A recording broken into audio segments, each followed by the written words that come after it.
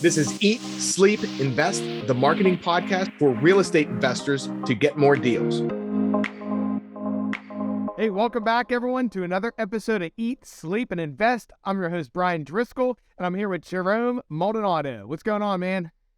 Brian, what's up, brother? I love that yellow shirt, man. Coming with bringing the power to the house this morning. I love it. That's right. It's the color of Pittsburgh. That's right, man. I love Pittsburgh. I used to live up in Fairfax, Virginia, and we used to do a lot of business down in Philly and down in Allentown. So I got a heart space and a love for the Northeast up there in the Pittsburgh area. Those hardcore, hardworking, steel mill, honest, hardworking folks. I just love that whole area. It's gorgeous up there. Yeah, you're right, too, because people up here, because I travel a lot, everyone in Pittsburgh and in Pennsylvania has different personalities than a lot of other parts of the country. Dude, they have a great personality. You know what? People mistake people in PA. And one of the big reasons why is because they're very direct, straightforward, and they're no bullshit people. I love them because those are the people you can trust. Those are the people that you know you have nothing to hide from. Those guys are just very transparent. I love them. I love all of you guys up there in PA. Just love that whole area of the country. Yeah, thanks. Yeah, we appreciate it. Hey, so give everybody a look, because I know you're into a lot of things and you're crushing it. Give everybody a little bit of background on what all you're into. So I'm a ground-up construction guy from trade, kind of by accident. I was a old-school multi-level marketing guy back in the 90s, and we got shut down by the FTC in 1997. So I kind of pivoted through the means of knowing how to sell and market. I kind of stumbled into the concrete world, and I got into construction. I was looking always for an exit out of it. I never really wanted to be in the construction field. I had no idea that there was so much money in real estate and construction. I simply started buying single-family homes as rentals like anybody else that's in the real estate space when I actually started making a tiny bit of money back in '99. And it was because I just wanted something stable, an asset that I had like some rental income on. And then through the means of being forced out of my house and running my company out of my house, I bought a little retail center. It was like a little 8,000 square foot retail center that I bought on a little owner finance deal back in 2000. Rented that sucker out and stabilized it in about 6 months. And I thought it was kind of cool to have that rental income, especially since it was paying for my health insurance and my life insurance that I bought at that time. And so I bought another one and I started building them in 2002 along with single family homes. And 2008, I got crushed, man. We didn't lose nothing, but it took us about 5 years to clean up that hot mess that we created because we were aggressively building. I was trying to build at that time. Almost got crushed completely, but we were able by a thread on our shirt, we pulled through it. And I pivoted, started buying a bunch of old distressed assets, mainly in Phoenix, because that's where the market was just plummeted in that area. And we crushed it with that stuff. I didn't know that it was going to be such an advantageous climb of asset growth from all the garbage that I thought I was buying back then, but it was. And by 2016, we started building ground up multifamily. And now that's our big push is the affordable housing sector. And that's, we own several other companies, but that's our primary focus and our big push is the ground up construction. We're only doing stuff that's 100 plus units. And we're primarily focusing in the Southwest, but we have 5 states that we're facilitating business in right now. So that's pretty solid. A lot of stuff going on there. Yeah, you put 30 years behind your entrepreneurial career. There's a lot that goes on in that 30 years, man. Oh yeah, yeah. Especially living through 2008, especially with what you were doing there, because everyone got punched in the face hard. Oh, bro, it was brutal, man. I had some what I thought were slam dunks. Where I was going to draw out several millions of dollars on some cash out refis. And, I was barely starting to learn the real dibble dabbles of the real estate sectors and what commercial real estate could do. And then I got crushed being in the retail sector.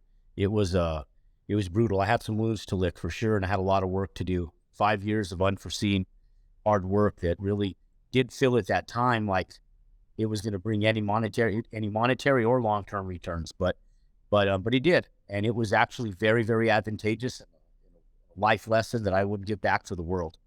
I give you credit for buying all the junk after because that was a scary time. Like people weren't buying real estate right then because the sky was falling.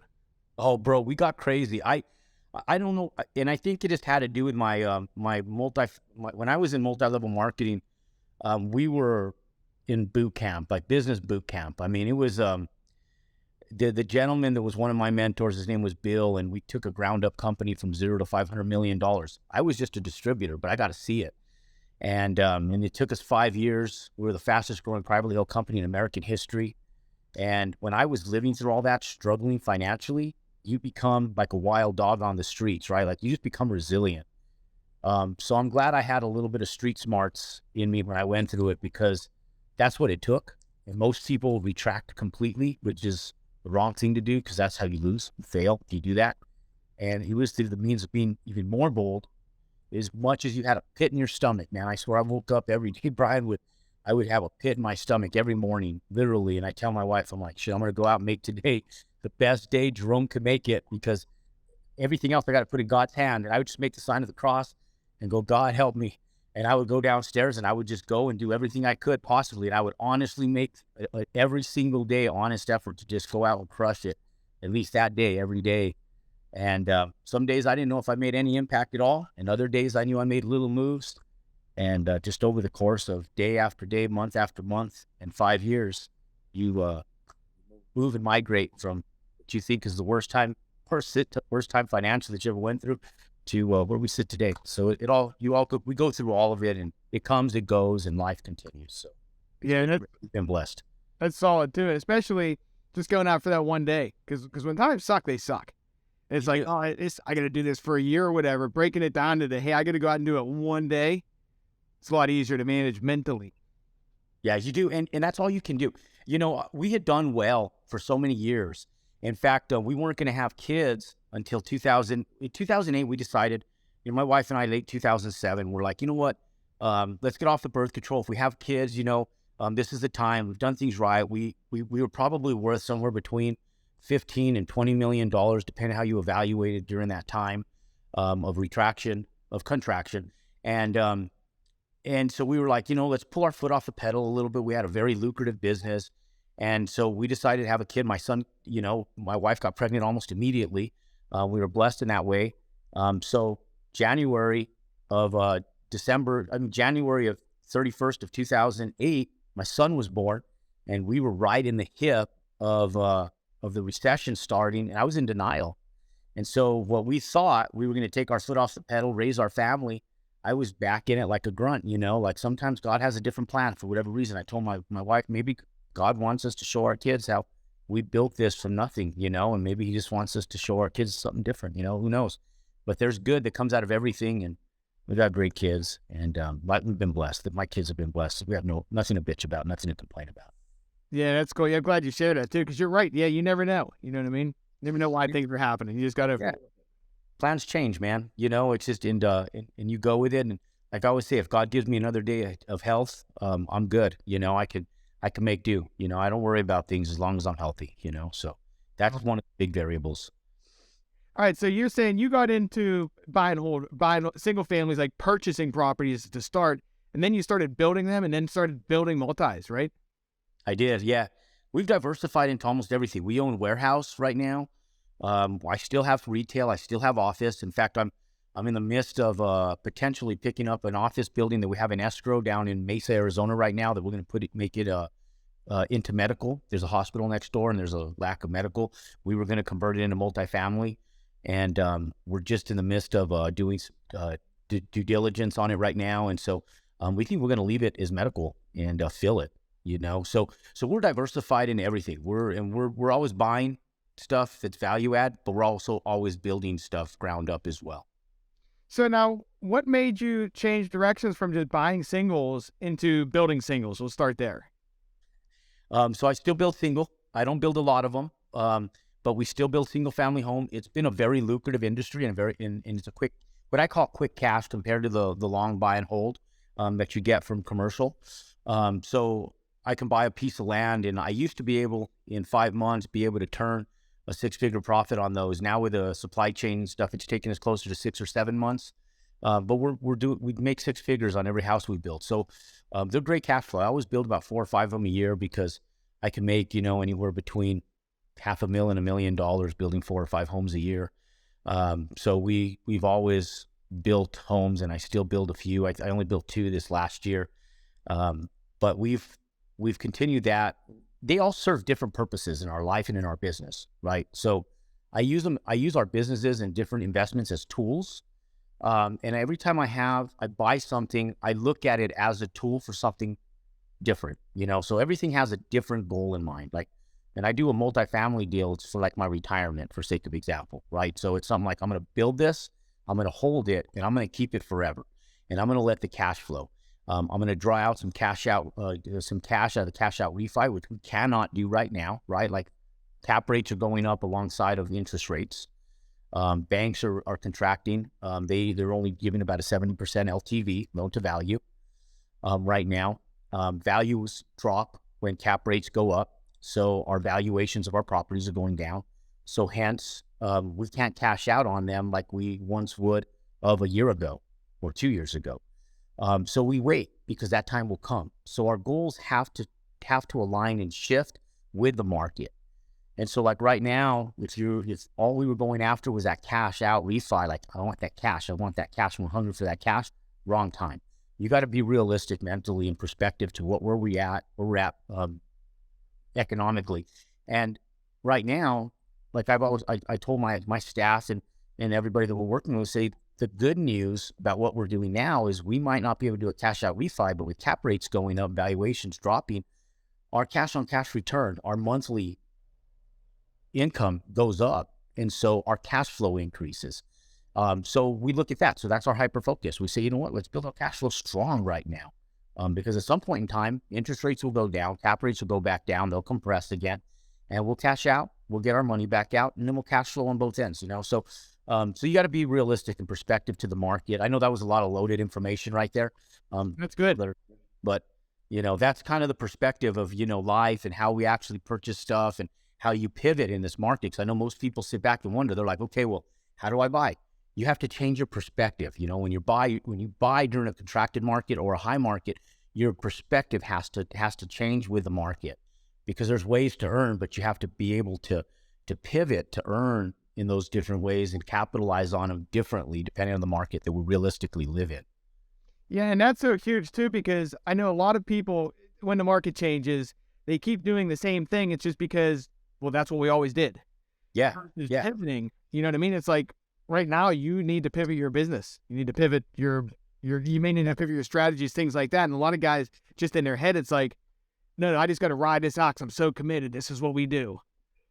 Yeah, that's what I did in 2008. I got crushed. I mean, I hope that if I take one person out of listening to the thousands of people that listen to this podcast, if I take one or two people and they get it, and they go, no, I got to migrate. I got to pivot. I hope I change the lives of at least a couple people, because that's the way that was me in 2008. I just thought that, hey, I was building homes. I thought I was invincible. I was making massive profits. I thought I was the reason. And yes, you're the catalyst, but you're not the reason. Like, you're the catalyst. You're the driving force of what makes things go, but you're also the driving force of what makes things fail too. And so what people have to understand is there's larger circumstances aside from you, Brian, myself, them that are listening. Those driving forces that we cannot control, we have to be able to circumvent and migrate to be able to adapt to our world circumstances. And in 2008, I didn't realize that. I thought the world was going to adapt to me and that I had this solid bulletproof business plan. I was wrong.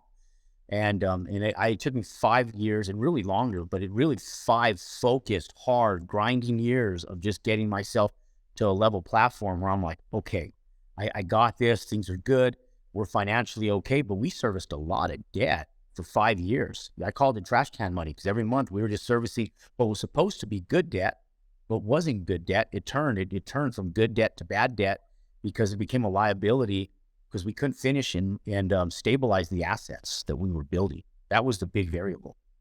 Yeah. What made you start I like what you said. You section things off. You're like, okay, the multis are our retirement. We have this and that.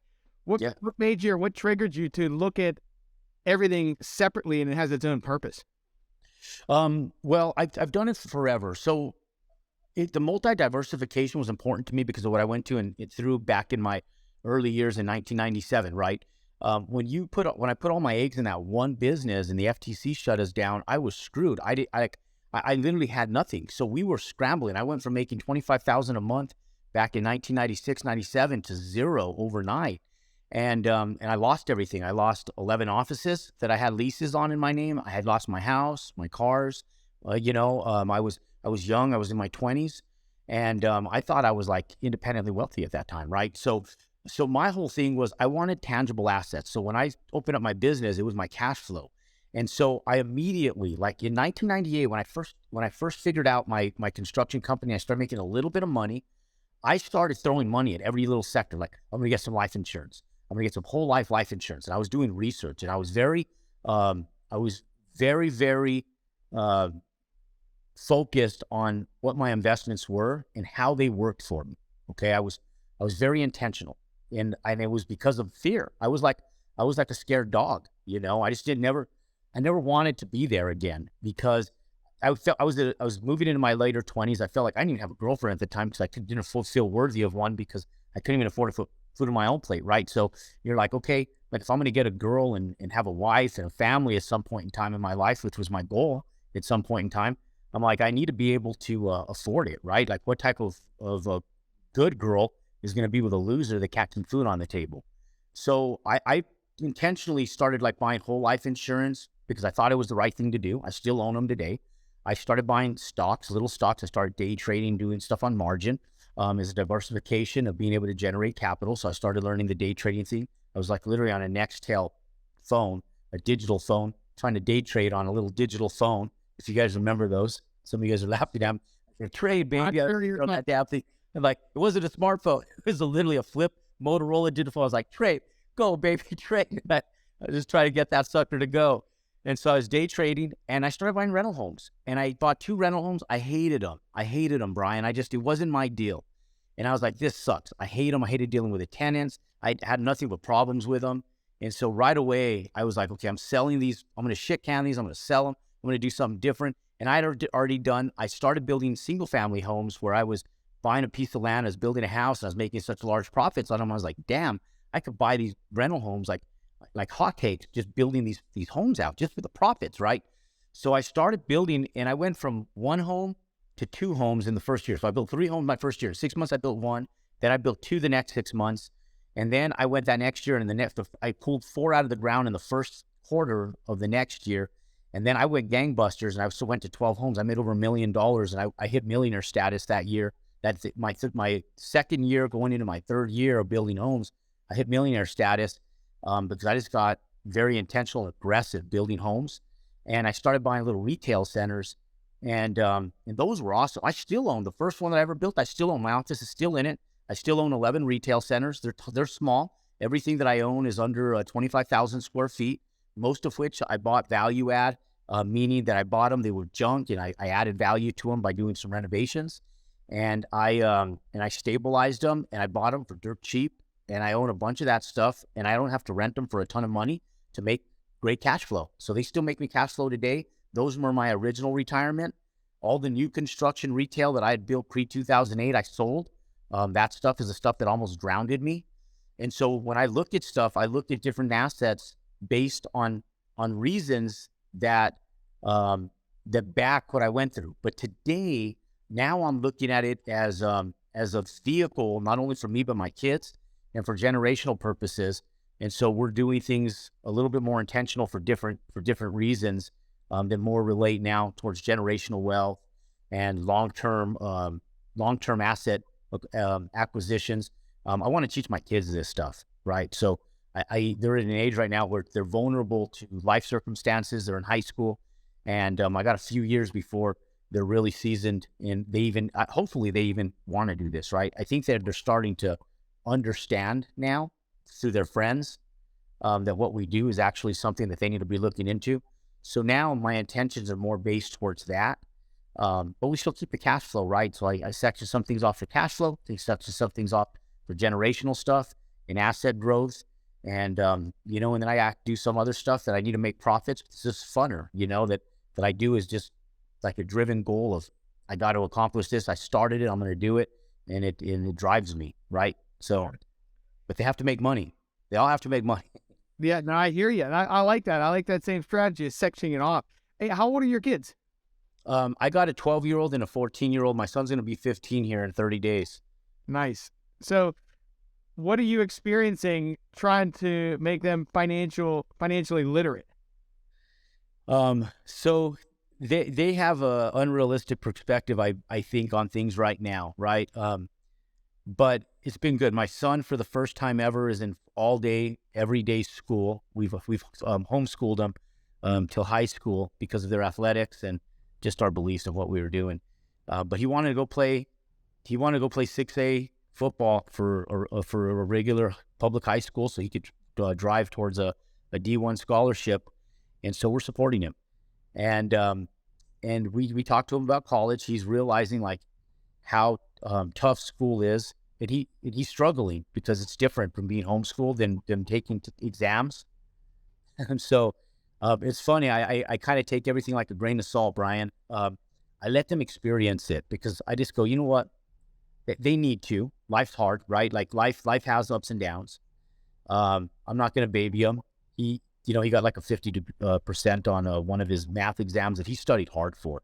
He just didn't know how to test, and he got crushed. And then he just took his final. I think he did well on it to bring his grade back up. But I was on him and said, hey, if you're going to do it, get straight A's. So he felt like all this pressure. And then I was like, oh, what am I doing to him?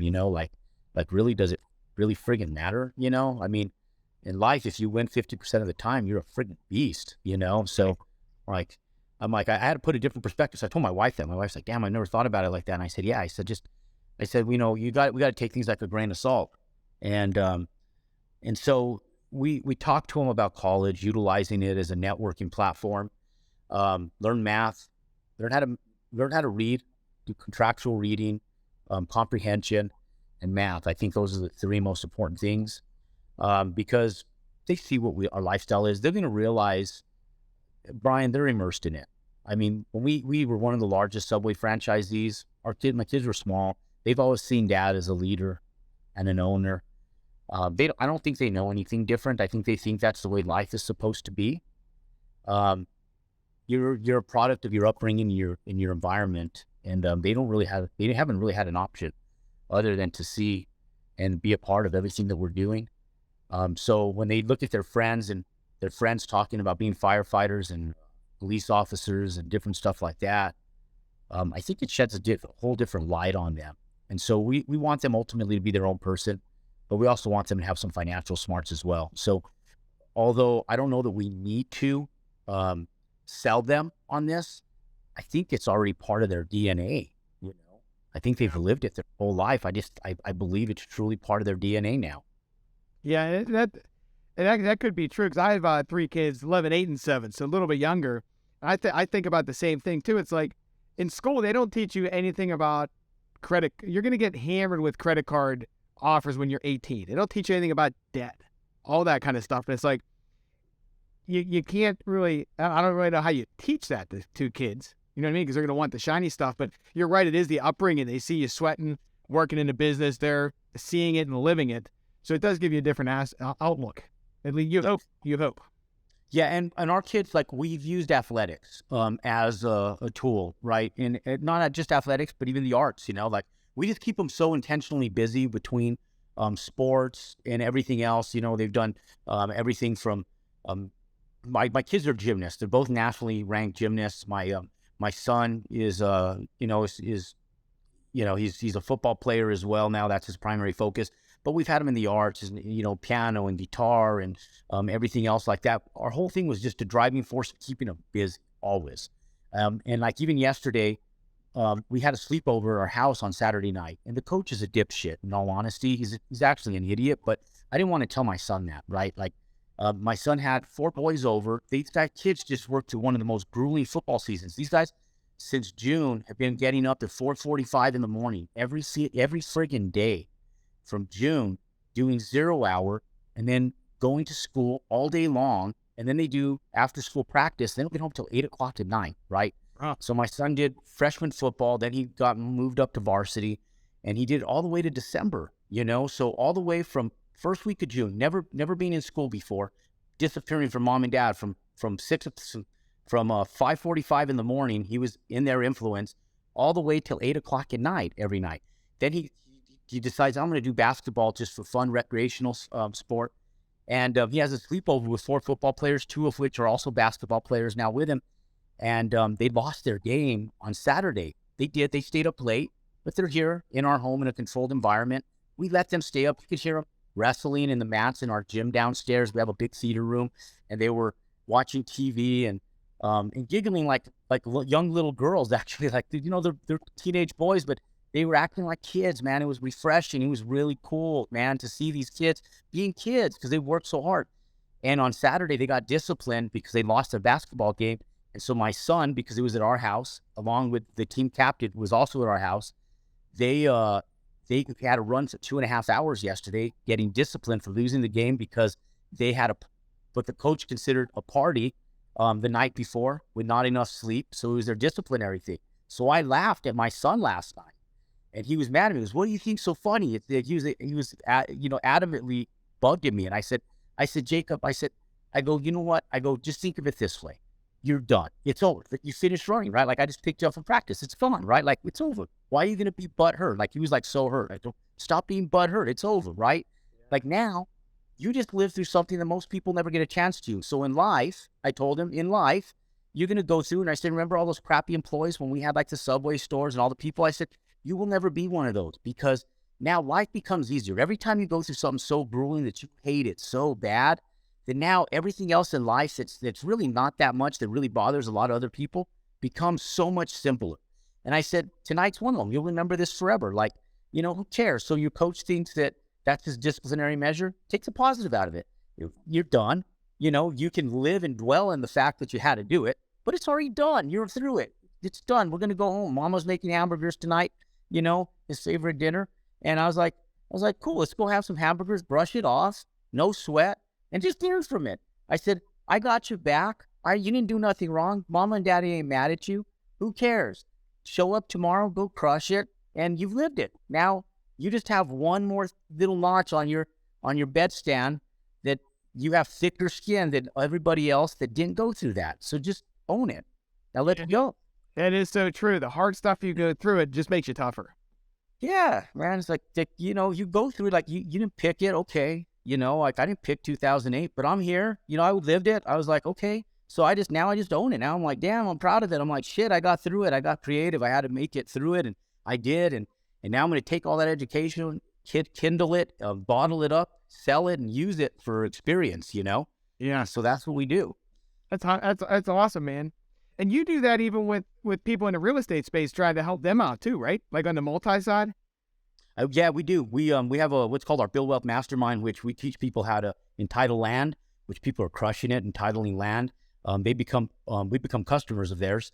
And then those that have interest in actually developing multifamily and stuff, we teach them how to take it ground up, whether it's a 2-unit duplex or a 100-unit apartment complex or greater. We're doing it, so we're able to teach it, and we're able to help people. We got big builders that come in that are doing 70 units of single family subdivisions every year. They come in, they go, you know what?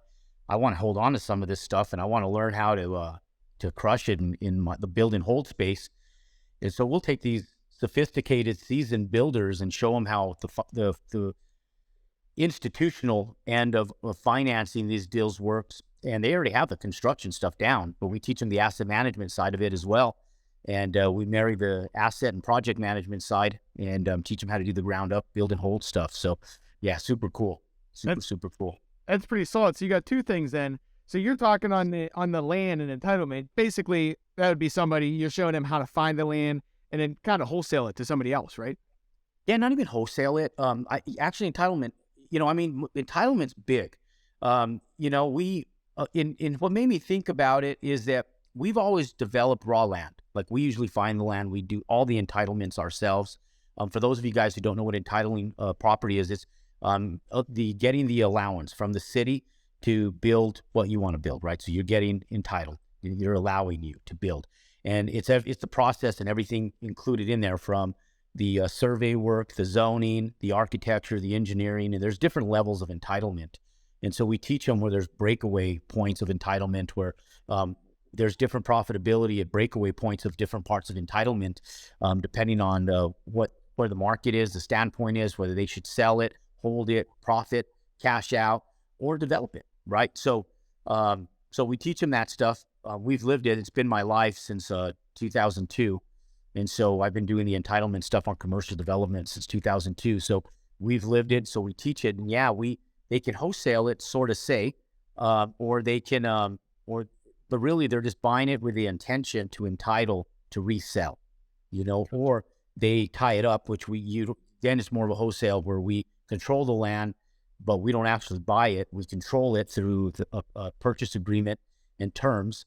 And then through our due diligence period, we're working through the entitlement process where a lot of times, yes, you can sell it off before you actually even take ownership of it, entitled, and then sell it off as an assignment down the road. So there's a lot of different ways and a lot of different tools.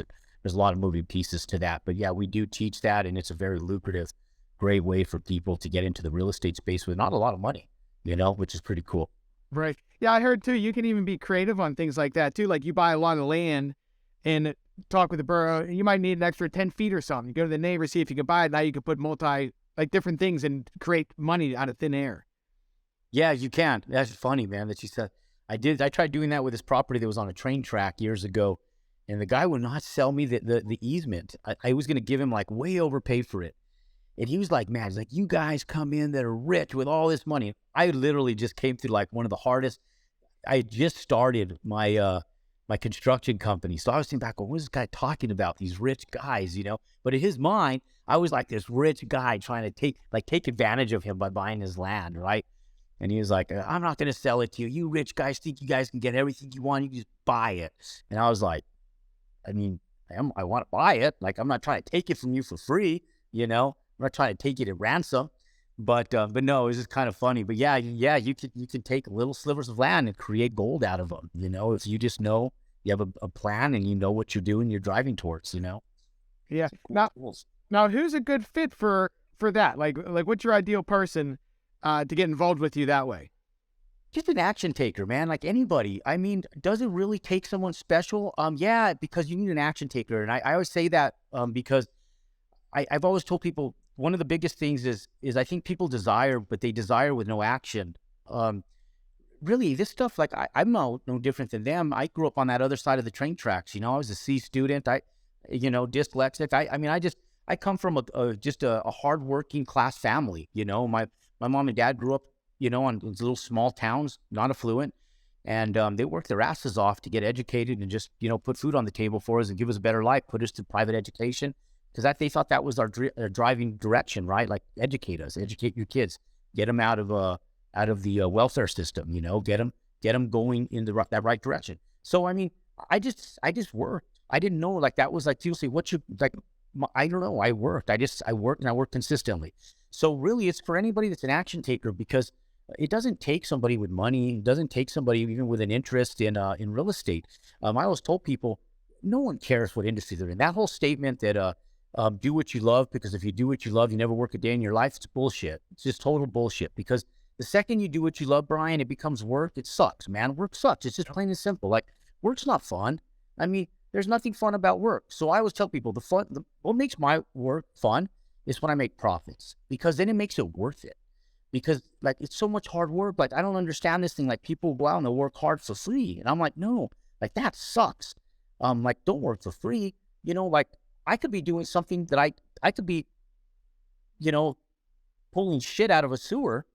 Excuse my French, but I could be pulling shit out of a sewer. But if it paid me well and I could create an extremely lucrative business out of it and it was going to give me a better lifestyle for my family, every time I'm pulling shit out of the sewer, I'm like, wow, cool. This is way cool. Like I'm making money, right? Like, because it makes my life easier.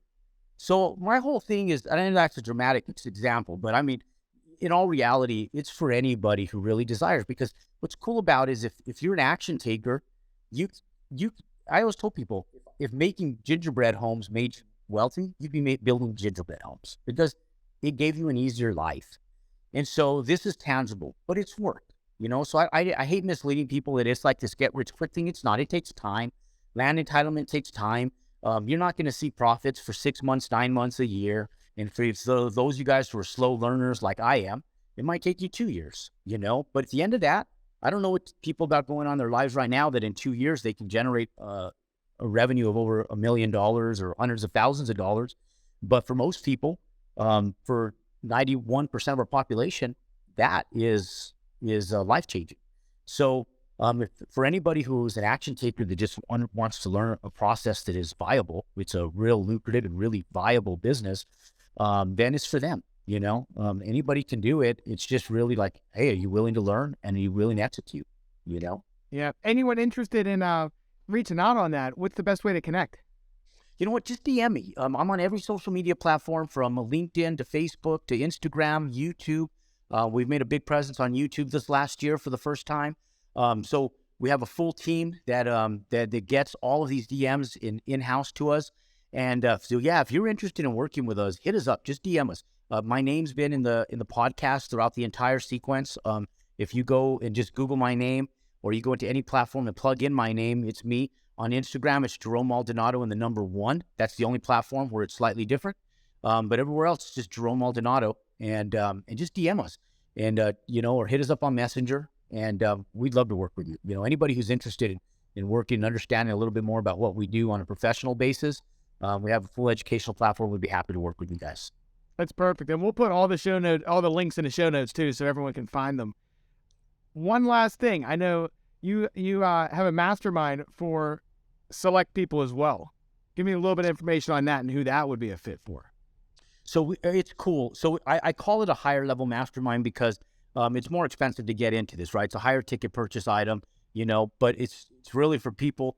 We have everybody from all walks of life. I got these 2 gentlemen that I won't say their names because I don't want to embarrass them, but if someone knows or sees them, but I would have stereotyped them from being a part of this. Never were they in real estate, straight up blue collar guys. And these guys are just action takers, man. I love their story. I'm going to make some, I'm like totally motivated, Brian, to get these guys really just friggin' crushing it because they're such hard workers. So we have a little over 40 members, I think just shy of 50 now that are part of it. We try to limit it to under 50 every year. But these guys are people that are going out, they're learning how to title land or do the ground up development in real estate. But it's a family, it's a community, it's a family. We're going to Mexico. We're doing some charity work here in February. And then they get to come and be a part of everything else that we're doing. We've got some meetups in Phoenix, Santa Fe, New Mexico, Phoenix, Arizona. We're going to be doing another one over in Orange County. And so we did one in Miami last year. It's just a great community. The networking alone to learn how to raise capital, understand how all these moving pieces works, and have a family and a community that supports you and has your back is what it's really all about. And so, for those people that want a higher level opportunity to be able to come in and work around some people that really are motivated and really migrating and pushing in that sector, those type of people are the ones we're looking for in that realm itself. Not experience, just hardworking, mentally the right people that want to take action and migrate forward on stuff. All right, cool. If anyone thinks they're interested in that too, they can hit you up. Same social links, right? Yeah, same social links. Absolutely. Cool. You got a website or anything? Yeah, just go to jeromemaldonado.com. Everything's under my name. If you guys go to www, you don't even have to put www. Just put it's on the World Wide Web, but just jeromemaldonado.com, and our website will pull up. It has a lot of what we do on a professional basis on there as well. That's awesome. Hey, well, thanks for coming on, man. We appreciate you. Brian, you're awesome, brother. Great talking with you this morning. I love it. Thank you for having me on the show and the opportunity to be here. Hey, likewise. Thanks for coming. Hey, everyone, thanks for listening. Until next time, get out there, crush it, close some deals. We'll see you next time.